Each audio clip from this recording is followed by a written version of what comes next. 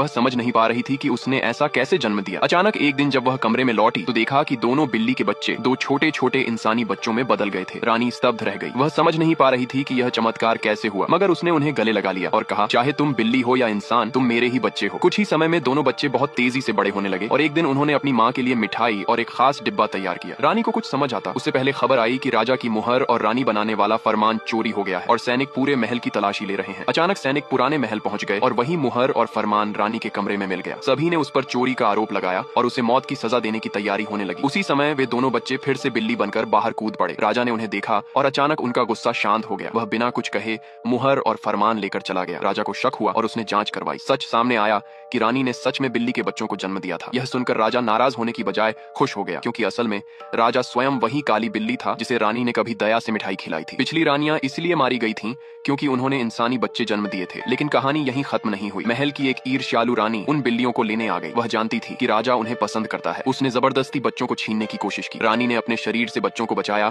और बुरी तरह घायल हो गई। उसी समय राजा वहां पहुंचा और सब कुछ देख लिया। उसकी आंखों में पहली बार क्रोध और प्रेम एक साथ दिखाई दिया। अब कहानी का असली मोड़ यहीं से शुरू होने वाला